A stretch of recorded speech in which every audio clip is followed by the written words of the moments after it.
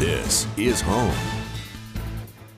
Twin States News starts right now. For 10 years, members of a local church have dedicated their time over the summer for 5 days to spread love and kindness through the community by volunteering. Well, Twin States' Denisha Branham visited the church to learn more about what they've got planned for this year. Northcrest Baptist Church has kicked off its 10th annual Love Out Loud event. About 20 to 25 different churches come together and provide mission work throughout the community. Wade Phillips, executive pastor of Northcrest Baptist Church, tells us more. I'm doing all kinds of things with the idea that we want to share the love of God. We want everyone to see the love of God, and we want to be able to tell people the gospel of Jesus. And so that's our goal in everything that we're doing. Phillips says that in the beginning, 10 years ago, it was only about 50 people participating, and over the years, the event has grown and expanded and even inspired other counties to start a Love Out Loud event. Neshoba County began its own Love Out Loud 3 years ago, so we've seen it expand to other counties also. We're hoping some churches from outside Lauderdale County are going to be involved this year too, and be able to take that back with them. So we would love to see this expand even more over the years. Church member and volunteer Lisa Scruggs has been a part of the event since the beginning and expressed her favorite part about Love Out Loud. Meeting the people, coming in contact with people that you didn't know, and you ministering to them, and then them touching your heart, and you actually get ministered to yourself. Mission work is done all around the Queen City, from making care packages to pass out to doing multi-sports camps for the Boys and Girls Club and having block parties at local apartment complexes. Today we are doing a number of different things. So throughout the week we're going to be delivering care packages to different groups of people throughout the community, just to say thank you for the people who maybe go unseen, but we couldn't do life without them, like the public works people, the trash collection, the postal service, the sewage and construction workers, things like that. Phillips says anyone is welcome to come out and volunteer. All they have to do is show up at Northcrest Baptist Church in the morning and sign up. Denisha Branham, Twin States News, Meridian.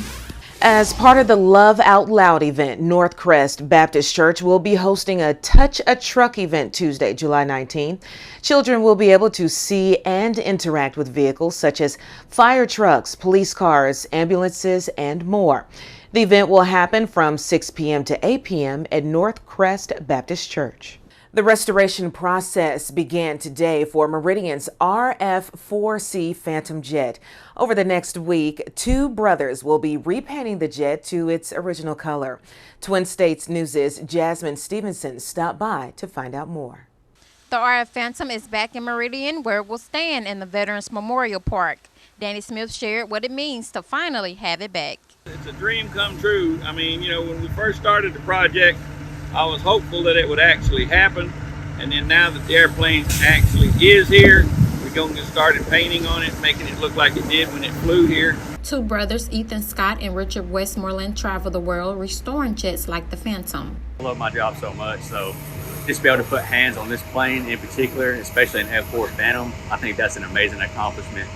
And what I can't wait to do is to see this thing finished. I think it's going to be an amazing project, and it's going to be amazing for the veteran community, and I think they're really going to enjoy this. Richard Westmoreland has been traveling nonstop for about 2 years restoring planes in states from Washington to Florida. Richard says this community has made this project even better. Well, every day they pass by, they'll see a little bit of progress, a little more here, a little more there, and and hopefully in a few more days they'll see a brand new looking airplane sitting up here. We've had a lot of people just stop by that are driving by, they see that we're doing it, and they are interested to know, that they've wanted to see this plane get restored for a while now, and we've had people just pull off and talk to us about it. And there's one guy that stops every day and just tells us we're his hero. Depending on the weather, the painters expect to have the paint phase of the project completed by the end of this week. Jasmine Stevenson, Twin States News, Meridian. Well, school will be back in session soon, and both Lauderdale County and Meridian Public School District have begun registration this week. Both districts will be providing online and in-person registration throughout the week. To find out what specific document you'll need to register your child, you can contact the district's office. Well, today's gas prices are a penny less than yesterday. At least we can count that as some relief, right?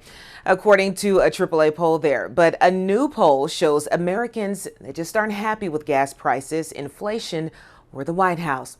Democrats, meanwhile, aren't happy with one of their own.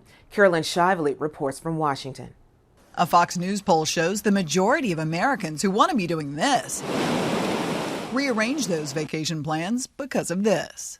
Driving now might be a little bit more in the plans, but we weren't going to go until the prices came down because it was crazy. 52% of Americans changed their summer travel plans because of high gas prices, according to the poll. And more of them blame President Biden for the pain at the pump than Russia or gas companies.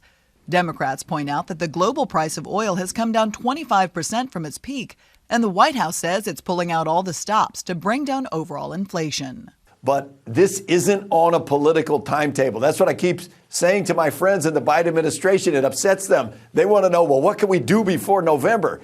You can't really do anything. This is not on a political timetable. It's on an economic timetable. Democrats were hoping to push through a $1 trillion economic package before November until Senator Joe Manchin yanked support, citing high inflation numbers. That you have people like Manchin, Sinema to a lesser degree, who are intentionally sabotaging the president's agenda, what the American people want. But some economists are also expressing worry. Senator Manchin is absolutely right to be more worried about inflation after the Friday report. The Federal Reserve meets next week. Economists are predicting an aggressive rate hike. In Washington, Caroline Shively, Fox News. Dr. Anthony Fauci is planning on retiring by the end of President Joe Biden's current term in office. The government's top infection disease specialist saying in a report in Politico that he will likely retire after more than 5 decades of federal service under 7 different presidential administrations. He said he didn't expect to remain in government until COVID-19 is eradicated. As the 81-year-old doctor believes we will be living with this for years to come. No word if Dr. Fauci has a specific date in mind for his retirement. Steve Bannon arrives at court as jury selection begins for his trial. The former advisor to President Trump faces criminal contempt of Congress charges after refusing to testify before the House committee that's investigating the January 6th insurrection. Bannon's being charged with 2 counts that each carry a minimum of 30 days in jail to a maximum of 1 year behind bars. In a turn of events earlier in July, Bannon said he's now willing to testify. A new groundbreaking report coupled with disturbing new footage is highlighting the chaos and confusion outside Robb Elementary back on May 24th when a gunman entered the Uvalde school and killed 21 people. Ashley Strohmeyer has the latest. He's inside this building. We have him contained. New body camera footage revealing the horrors behind May's mass shooting at Robb Elementary in Uvalde, Texas. Kids coming out, kids coming out. Law enforcement seen here pulling kids through smashed windows and telling them to run as the gunman who shot and killed 19 of their schoolmates and 2 teachers still remained inside. I don't know if there was 2 shooters or not. The clips also appear to show the ongoing confusion among the nearly 400 officers swarming the scene at the time. This footage released Sunday, the same day the Texas House of Representatives also unleashed a new report. Where did the critical breakdown occur? Collectively calling out local, state, and federal authorities for, quote, egregiously poor decision-making while responding to the attack. The report citing no one assumed command of the situation and how it took almost 2 hours for the gunman to be brought down after he entered the building. There were officers in that building who knew or should have known more needed to be done.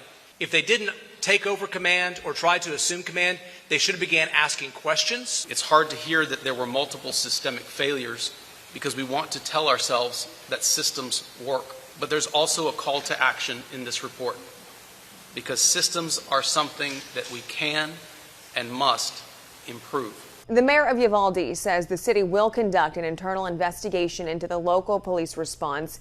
That's expected to commence once Texas DPS releases the officer incident statements that were collected after the shooting. Ashley Strohmeyer, Fox News. The sentencing trial beginning today for the former student who killed 17 people and wounded 17 others at a Parkland, Florida school mass shooting in 2018. The 23-year-old could face the death penalty. Phil Keating has more from Fort Lauderdale. life in prison or the death penalty. The trial against the gunman in the school shooting in Parkland, Florida, kicking off on Monday, but a 12-person jury will not weigh whether Nikolas Cruz is guilty. The mass shooter already copped killing 17 people at his former school on Valentine's Day 4 years ago. Instead, the jury will decide if Cruz should be sentenced to capital punishment or life in prison without parole. The now 23-year-old made prior offers to plead guilty in exchange for avoiding the death penalty, but prosecutors rejected that proposal.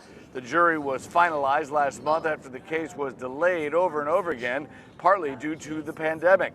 7 men and 5 women will decide if Cruz will be one of the youngest people to receive the death sentence in Florida. Prosecutors claim that while evidence proves Cruz may suffer from behavioral disorders, he wasn't mentally unfit when he carried out the murders. Cold, calculated, manipulative, and deadly. Families of the victims say the trial will bring them some relief. Knowing that down the line there will be a verdict rendered, okay, that part will definitely be closure.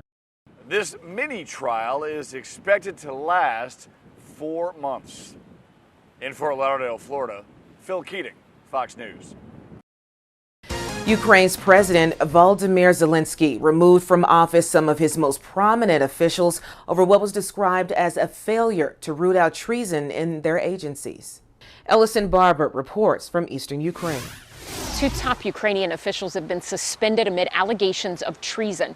President Volodymyr Zelensky suspended the head of Ukraine's spy agency and the prosecutor general. He claims there were numerous allegations of treason within their organizations. The president made the announcement on Sunday evenings. Meanwhile, we're seeing Russia increase assaults all across Ukraine, specifically assaults by air, and civilians seem to be bearing the brunt of it. In the city of Vinnytsia, where a Russian missile attack killed at least 24 people, a father laid his young child to rest. At times, the father of the 4-year-old little girl wept, at one point grabbing onto the side of her coffin before she was buried. Lisa was just 4 years old when she was killed after Russian missiles struck the city center of Vinnytsia. She and her mother were reportedly on their way to a speech therapy session. Her death has struck a nerve around the world. The little girl's mother was also injured in that attack. She is still hospitalized, reportedly in severe condition. Reporting in Kryvyi Rih, Ukraine, Ellison Barber, NBC News. Your complete work week forecast is next, plus more details on the nation's struggle with inflation and why some experts are warning the Fed's interest rate hikes may not help. Stay with us.